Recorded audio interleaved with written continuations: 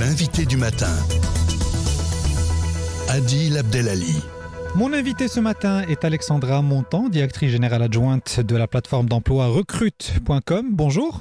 Bonjour. Alors, je vous reçois ce matin pour parler d'une notion que tout le monde recherche, que tous les travailleurs recherchent, à savoir le bonheur au travail.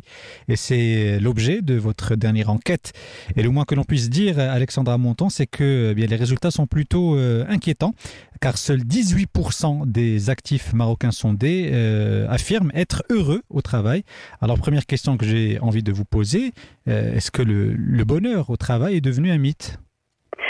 Bonjour, écoutez, alors pour vous répondre à votre question, je ne sais pas si c'est devenu un mythe, mais en tout cas ce qui est clair, c'est qu'il y a un souci par rapport à la relation entre le collaborateur et le travail.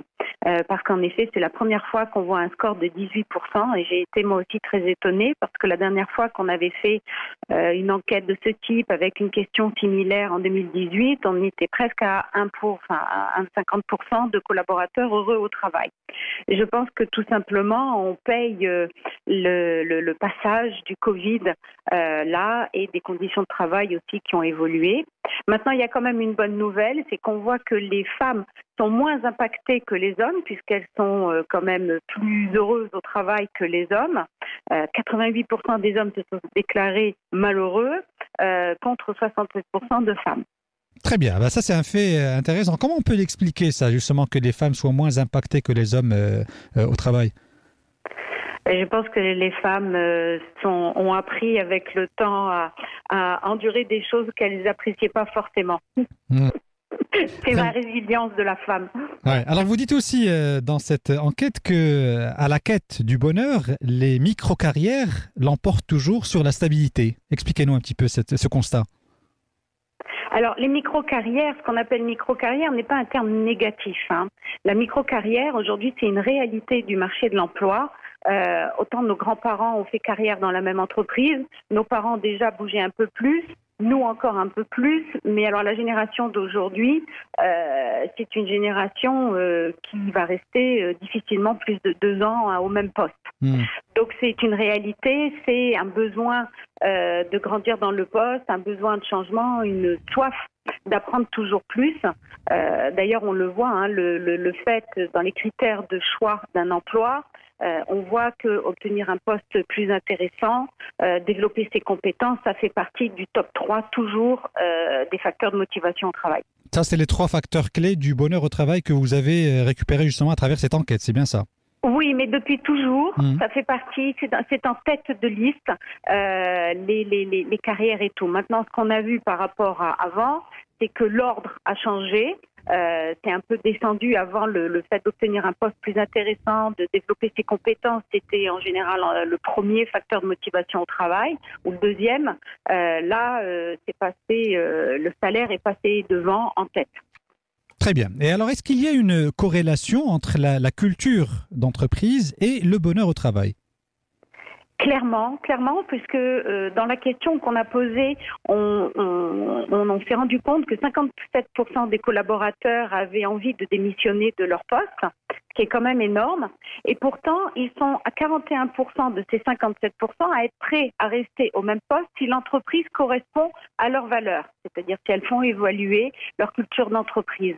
Donc vraiment, c'est un facteur de bien-être au travail indiscutable, le fait que le collaborateur partage les valeurs de l'entreprise, sa culture d'entreprise.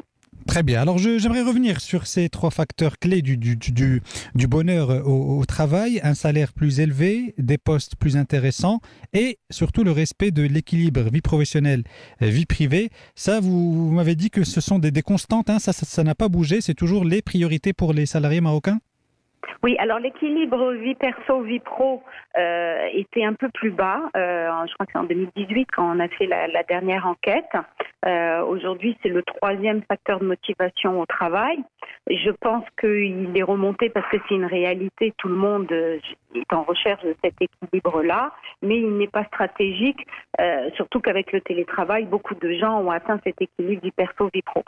Très bien. Et alors, pour résumer un petit peu tous ces résultats, parce que c'est vrai que il y a plusieurs questions thématiques avec des résultats très contrastés, mais si on essaie de faire un petit résumé de tous ces résultats, de tous ces éléments, qu'est-ce que ça nous dit concrètement sur la situation du marché de l'emploi aujourd'hui au Maroc? Si on devait faire un constat global, voilà, pour définir les points marquants ou les points essentiels du marché de l'emploi au Maroc en 2022. Alors, ce qui est indiscutable, c'est qu'aujourd'hui, on paye les conséquences du télétravail et en particulier du 100% télétravail. Parce que le fait que le salaire soit passé en premier facteur de motivation au travail, en 17 ans d'interview des candidats et du marché de l'emploi, on n'a jamais vu ça. La raison qui explique cela, on voit en Europe aussi, on commence à parler un peu des effets négatifs du télétravail, c'est qu'aujourd'hui, ça a créé un désengagement du collaborateur. Finalement, aujourd'hui, pourquoi travailler dans cette entreprise plutôt qu'une autre? Puisque de toutes les façons, quand on est 100% en télétravail, parfois on ne connaît même pas son manager, enfin, en tout cas on ne l'a jamais vu en physique, on n'a rien qui crée l'attachement du collaborateur à l'entreprise. Et c'est pour ça que le salaire est devenu le premier facteur de motivation au travail, parce que forcément, le travail a été réduit à sa fonction première qui est me nourrir. Voilà, donc que ce soit cette entreprise ou une autre, ce qui m'intéresse, c'est qu'on me donne de l'argent. Et tout le monde a à perdre dans cette situation, puisqu'aujourd'hui, les entreprises, finalement, elles n'ont plus de facteur de fidélisation de leurs collaborateurs dans la situation actuelle, et les collaborateurs, finalement, ils ne sont pas heureux. Donc, on a tout intérêt à retrouver un équilibre. Je pense que l'équilibre, il est dans le télétravail toujours, mais il est dans une présence du collaborateur qui est quand même importante aussi physiquement au travail. Et là, c'est un appel, j'imagine, adressé aux managers marocains pour qu'ils puissent justement fidéliser leurs collaborateurs. C'est vrai que vous savez ce qu'on dit, tout travail mérite salaire. Et bien, parfois, le salaire n'est pas équivalent au travail du salarié en question. Oui, aujourd'hui, il y a un véritable travail à refaire de la part de l'entreprise pour créer ce réengagement du collaborateur. Et la bonne nouvelle, c'est qu'on peut en sortir. On peut en sortir justement avec la culture d'entreprise en reliant tous les collaborateurs autour de cette culture d'entreprise et surtout de recruter des gens qui sont naturellement en phase avec l'entreprise.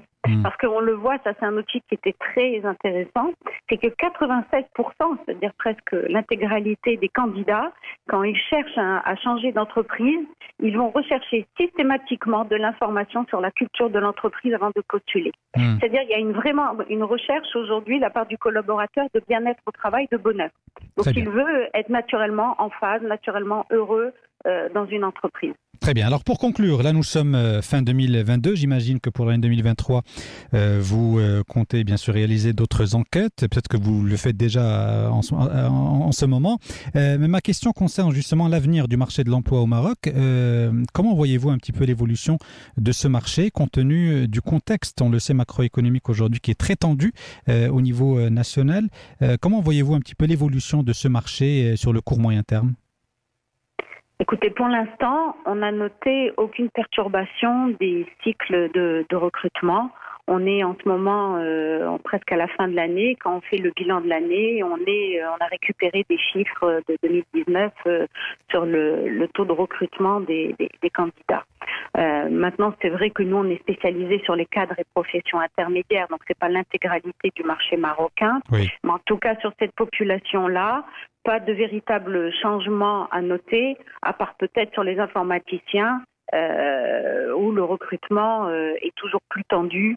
Et j'ai l'impression que chaque année, c'est un peu plus tendu. Très bien. Écoutez, nous aurons l'occasion de reparler de ce marché du travail en 2023, je l'imagine, je l'espère. Alexandra Montan, je rappelle que vous êtes directrice générale adjointe de Recrute.com. Merci beaucoup d'avoir répondu ce matin à nos questions et je vous dis à bientôt sur Atlantic Radio. Merci à vous, à très bientôt.